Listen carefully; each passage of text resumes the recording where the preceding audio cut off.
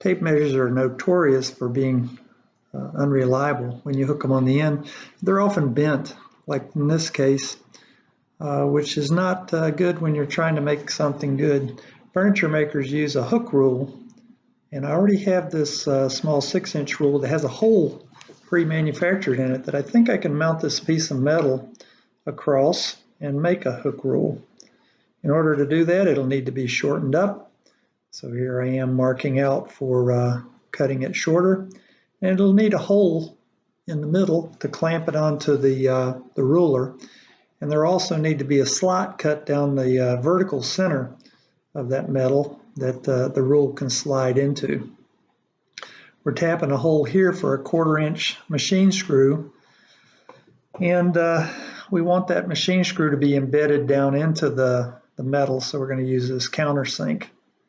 Now the countersink will make a conical shaped hole that the head of the machine screw can fit down into. You'll see the machine screw in just a moment.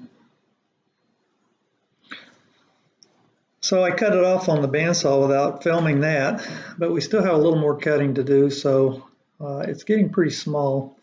So I need to clamp this thing into some plywood in order to have a way to hold it. And here I am cutting my way about 90% of the way through the metal so that we'll be able to compress the two sides up against the rule. You can see the slot cut there most of the way through, and we're tapping that 1/4 inch threaded hole and removing the threads on the side that's going to have the head of the machine screw. We only want it pulling on the one side.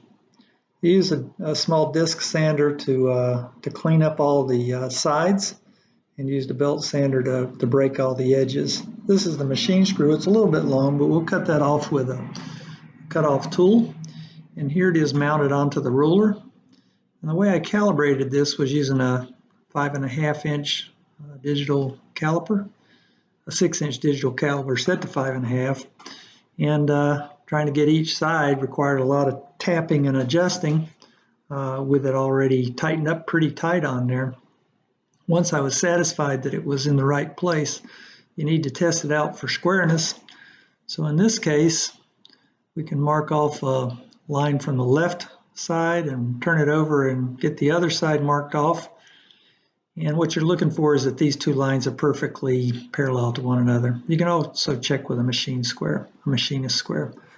So for the final tightening, I didn't want to strip the aluminum, so I compressed it with my bench vise and made the final tightening.